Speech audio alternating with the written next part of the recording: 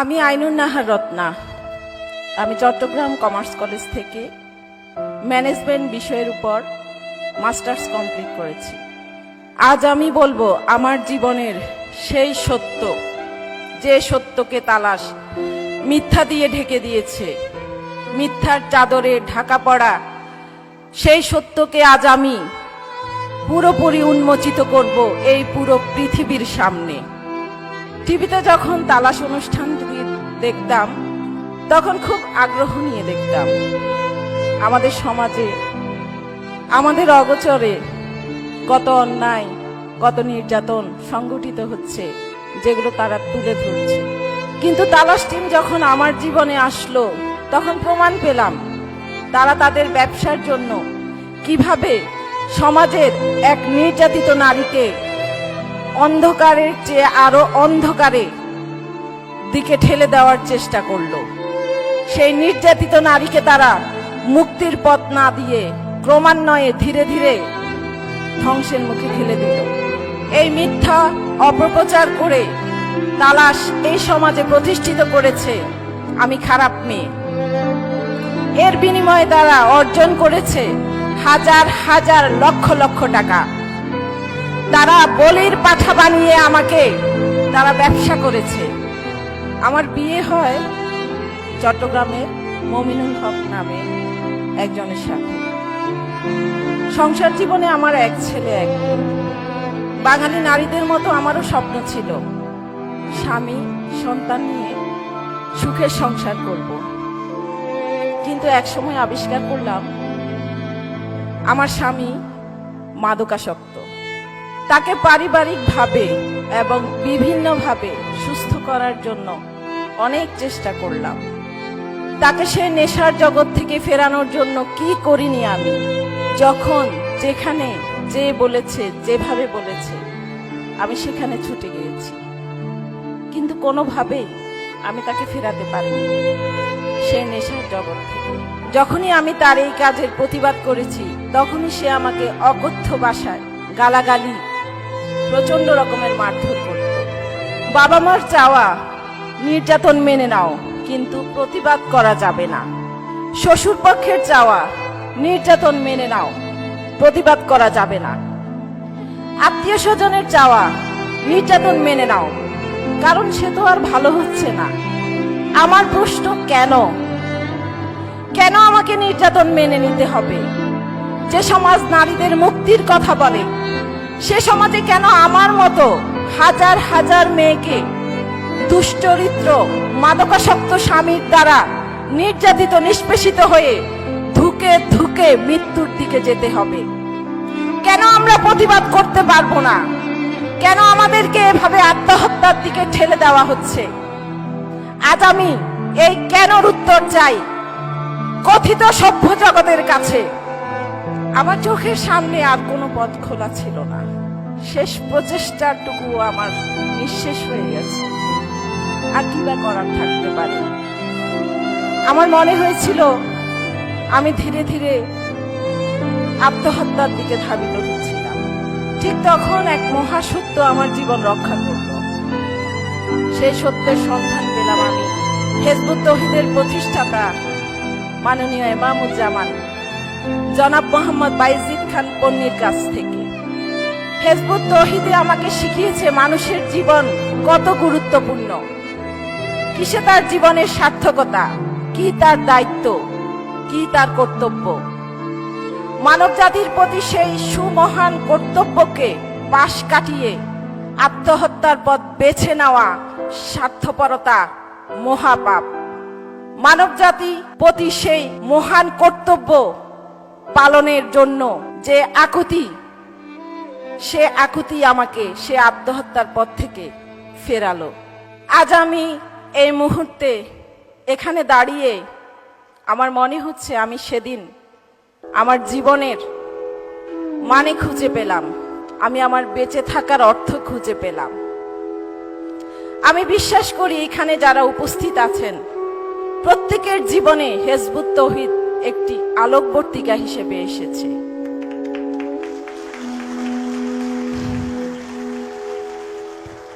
2012 সালে ঘটল সেই মহা দুর্ভাগ্যজনক ঘটনা। কি হয়েছিল সেদিন জানিয়ে এত মাতম? অন্যান্য দিনের মতো সেদিনও আমি চাকরি থেকে ফিরলাম। গলির মুখে রিক্সা থেকে নেমে কিছুটা পথ হেঁটে বাসায় যাব। গলির মুখে আমার স্বামী তার কিছু বখাটে বন্ধু নিয়ে একটি মাইক্রো নিয়ে ওত পেতেছিল। তারা কয়েকজন মিলে জোর করে টেনে ধাক্কা দিয়ে আমাকে সে মাইক্রোতে ঢুকালো। আমি মাইক্রো ভেতরে প্রচন্ড চিৎকার চেঁচামেচি করছি। আমার চিৎকার চেঁচামেচি বন্ধ করার জন্য তারা আমাকে গাড়ির মধ্যে প্রচন্ড রকমের মারধর করলো। এতটাই মারধর করেছে যে আমার শরীরে নীল বর্ণ ধারণ করেছে। একটা সময় তারা আমাকে কি করলো, স্কচ ট্যাপ দিয়ে আমার নাক মুখ এমনভাবে পেঁচিয়ে দিল, আমার হাত পেঁচিয়ে দিল। দুপাশ থেকে দুজন আমার উপর চেপে বসলো। আমার নিঃশ্বাস বন্ধ হয়ে আসছিল, কিন্তু তারা সেদিকে ভ্রুক্ষেপও করলো না। আমি ছটফট করতে লাগলাম। এক ফোঁটা বাতাসের জন্য আমি হাঁসফাঁস করতে লাগলাম। তারা আমার প্রতি এতটুকু দয়া দেখালো না। আমার মনে হচ্ছিল আমি ধীরে ধীরে ধীরে ধীরে নিঃশ্বাস বন্ধ হয়ে মারা যাচ্ছি। ধীরে ধীরে আমার শরীরটা শিথিল হয়ে আসলো। অবিশ্বাস্য হলেও সত্য, সেই ঘরে সে আমাকে দীর্ঘ 13 দিন তালাবন্দি করে রেখেছিল। সেই তালাবন্ধ 4 দেয়ালের মাঝে চলল নীরব নির্যাতন, নীরব অত্যাচার। কখনো প্রচন্ড জোরে জোরে চড় থাপ্পড়, কখনো চুলের মুঠি ধরে দেয়ালে অনবরত মাথা ঠুকে দেওয়া, কখনো প্রচন্ড জোরে জোরে কিল ঘুষি, কখনো খাবার খেতে না দেয়া। এভাবেই চলল 13 দিন। আমি কাহিল হয়ে পড়লাম, দুর্বল হয়ে পড়লাম। তখন মনে হচ্ছিল আমার বোধহয় আর আমার সন্তানদের মাঝে বেঁচে থাকা হলো না।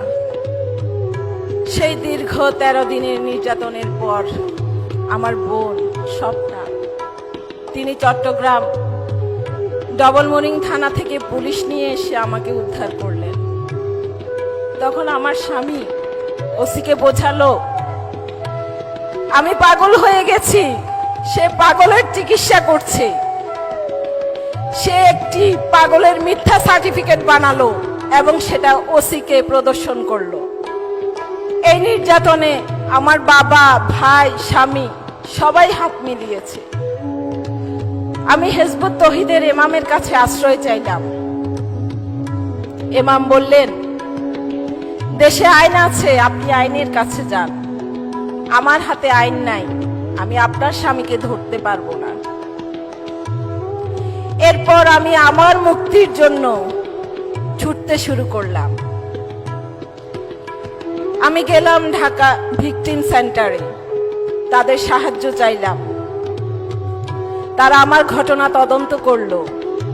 সুগতা বড়ুয়া ম্যাডাম আমাকে নিয়ে কোর্টে গেলেন। সেখানে সরকারি উকিলের মাধ্যমে নারী নির্যাতন মামলা করালেন। মামলা চলাকালীন সময়ে তালাশের অপপ্রচারটি মিডিয়াতে প্রচার করা হলো।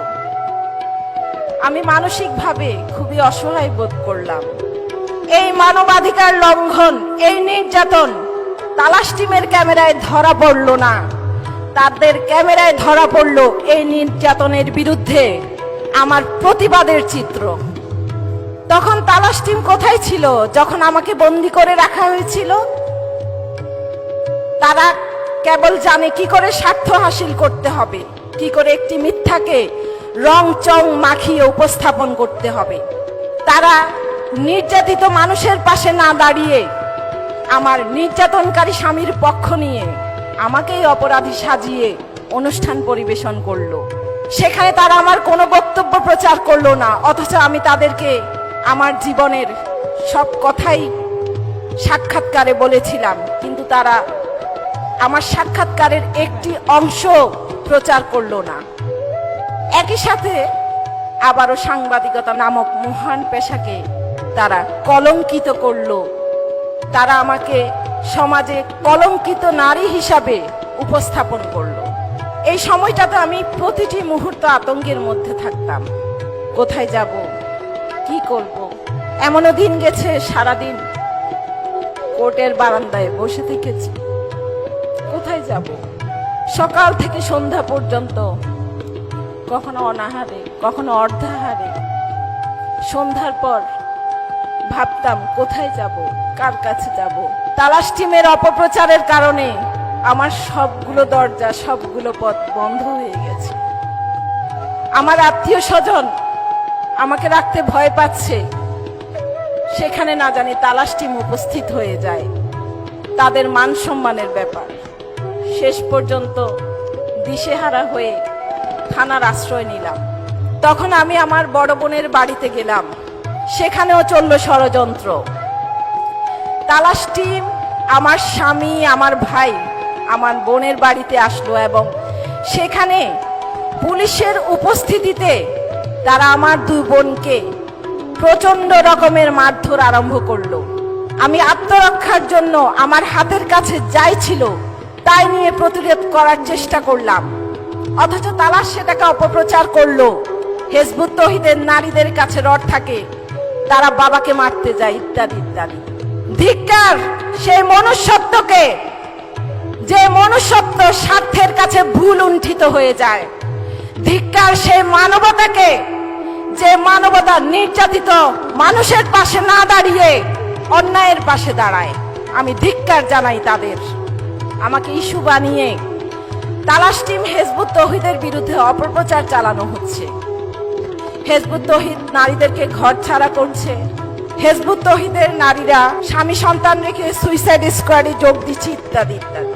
আসলে হিজবুত তৌহিদের কোনো সুইসাইড স্কোয়াড কখনো ছিল না, এখনো নেই। এগুলো সবই তাদের বানানো কথা। কিন্তু মানুষ যত সহজে মিথ্যা কথা বিশ্বাস করে, সত্য কথা ঠিক তত সহজেই অবিশ্বাস করে।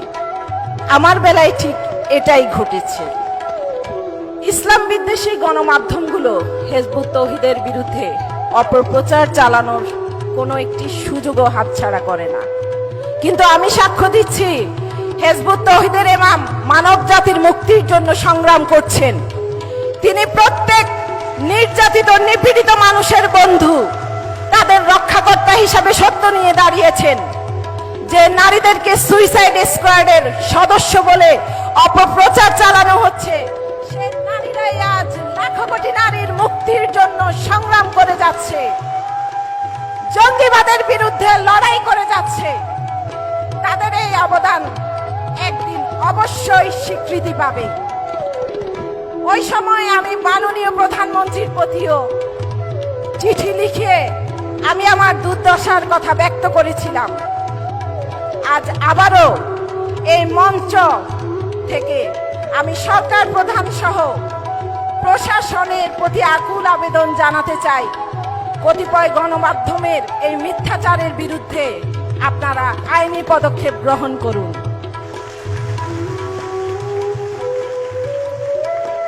আমি আরো আকুল আবেদন জানাতে চাই, আমার বিরুদ্ধে পরিকল্পিত মিথ্যা প্রচার, প্রোপাগান্ডা চালিয়ে তারা যেভাবে আমাকে সমাজের চোখে হেয় করেছে, আমার বিরুদ্ধে হওয়া সকল নির্যাতনকে উপেক্ষা করে মূল ঘটনাকে ভিন্ন খাতে প্রবাহিত করেছে, যে মিথ্যার কারণে আমাকে এখনো জর্জরিত হতে হয়, এখনো আমাকে বিভিন্ন জায়গায় মানুষ আর চোখে দেখে।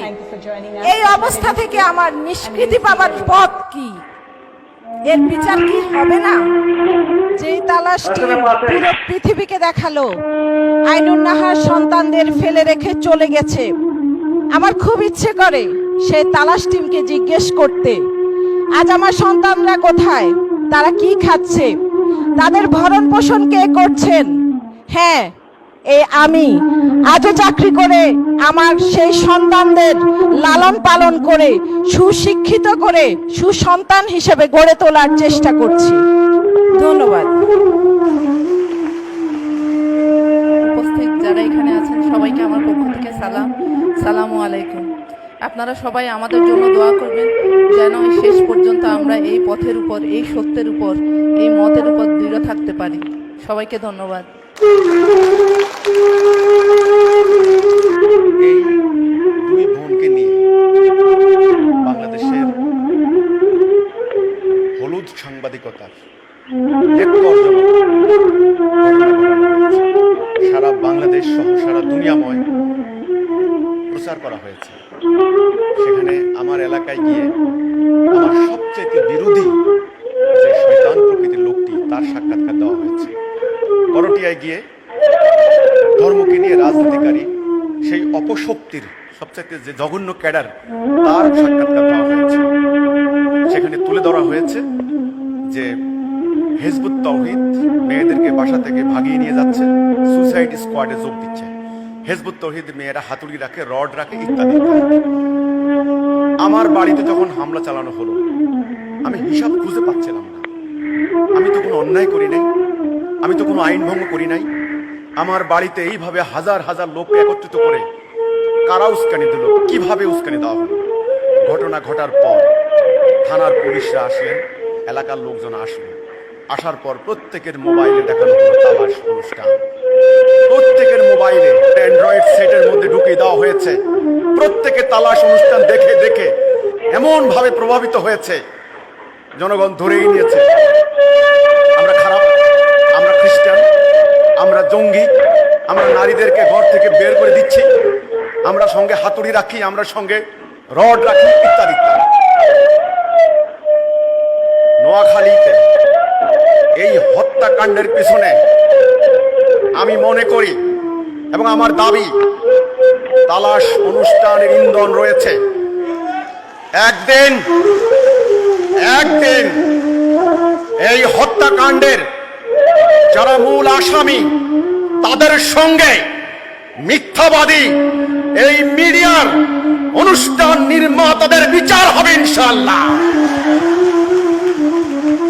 আইনুন্নাহার রত্না এবং কামরুন্নাহার স্বপ্না দুটি বোন যখন আমার কাছে বলতো টেলিফোন করে, ইমাম আমরা কোথায় যাব, আমাদেরকে আশ্রয় দেন, আমি বলতাম বোন আমি মানবতার কল্যাণে দাঁড়িয়েছি, তোমাদেরকে আশ্রয় দেওয়া আমার মুখ্য কর্তব্য।